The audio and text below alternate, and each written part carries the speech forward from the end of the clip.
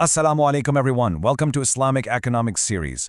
Today we're diving into something really important, the strategic blueprint for what's known as the Islamization of knowledge. So, in this explainer, we're going to break down the detailed plan put forward by the International Institute of Islamic Thought. It's designed to tackle a really profound challenge, the intellectual crisis of the Ummah. You see, for centuries, there's been this deep-seated problem in the Muslim world. It's not a crisis of resources or population, but a crisis of thought.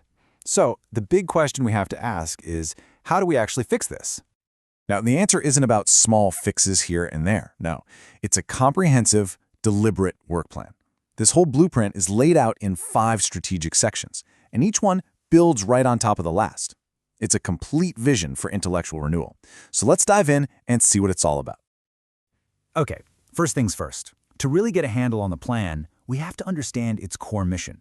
What's the fundamental why behind all this work? The plan recognizes that this isn't just one single issue. It's actually a problem with 2 different sides to it, and you have to address both at the same time. And that's absolutely crucial. It's a 2-pronged attack that goes right to the root of this intellectual malaise. So what are these 2 dimensions? Well, the first is what's called an intellectual incursion. Think about it. The social sciences and humanities taught in the Muslim world, they were mostly developed in the West, and a lot of the time, they carry values that just don't line up with an Islamic worldview. And the second part, which is just as critical, is this growing separation from our own heritage. For so many people, the amazing Islamic legacy has become like a museum piece, something to admire from a distance, but not a living, breathing force for today. Right. So the whole idea is to push back against these foreign ways of thinking, while at the same time reconnecting the Ummah with its own incredible intellectual heritage. That brings us to the next phase, laying the groundwork. Let's see how the foundation gets built. Before you can start a project this big, you need to get 2 things right.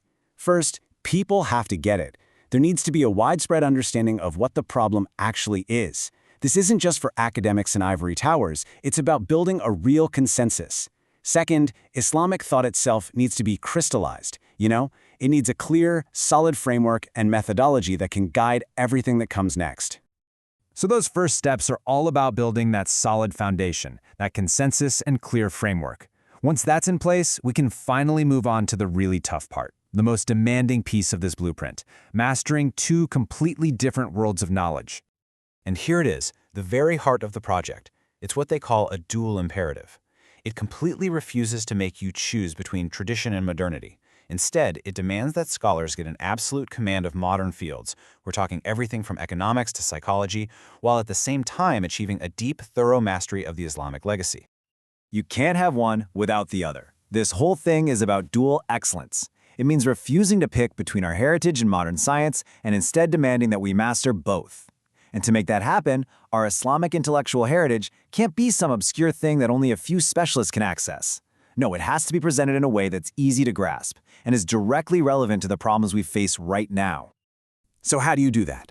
Well, there's a methodical plan. And what's so cool about this part is how practical and systematic it is. This isn't just wishful thinking. It's a concrete plan of action. It means using modern tools like computers to analyze texts, creating a standard set of terms so everyone's on the same page, and launching these huge publishing projects to bring the core of our legacy to a whole new generation. Now, mastering the legacy goes hand in hand with mastering modern knowledge. But, and this is a big but, it's not about just accepting these modern disciplines as is.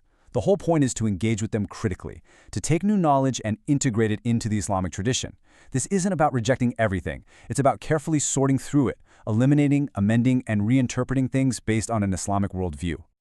So once scholars have mastered both of these worlds and really taken a critical look at them, what's next?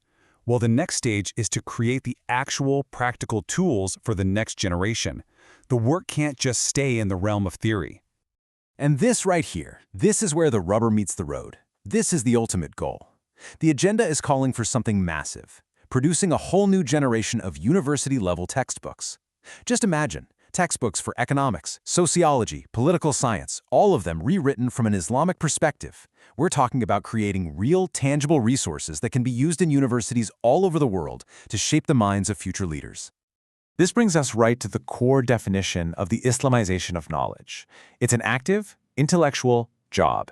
It means taking a whole academic discipline and bit by bit redefining its data, rethinking its logic, reevaluating its conclusions, and finally changing its goals, all to make sure it enriches the Islamic vision and serves its purpose. So it's this huge intellectual process of recasting entire fields of study through an Islamic lens. And the agenda is smart about it too. It sets clear priorities for research, it focuses on the areas that have the biggest impact on society, things like education, economics, and the behavioral sciences. And that leads us to the final stage of the plan, which is maybe the most critical of all. It focuses on people. Because let's be real, a blueprint, no matter how amazing it is just a piece of paper without the skilled people to actually bring it to life. Everything, and I mean everything in this project comes down to this one thing: successfully preparing what they call academic cadres. That means raising up a new generation of thinkers, researchers, and teachers who are experts in both the Islamic legacy and modern knowledge, fully equipped to carry this huge task forward. Because if you don't invest in those future thinkers, this amazing blueprint just stays a theory, right? So, to make sure these cadres are actually developed, the plan calls for a multi-layered support system. We're talking scholarships for bright students, training grants for specialized skills, and integrating this new Islamized curriculum into universities at every level. It's a full pipeline for nurturing talent. So you have this incredible multi-layered system designed to support scholars from their first day at university all the way through their specialized research. But that leaves us with one final, really important question. This is a huge systematic plan, but where do we as individuals fit in? Well, a monumental task like this has to start somewhere.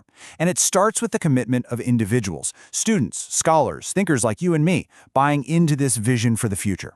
So what do you think about this plan? Let me know your thoughts down in the comments. See you in the next one. Subscribe, like, and comment.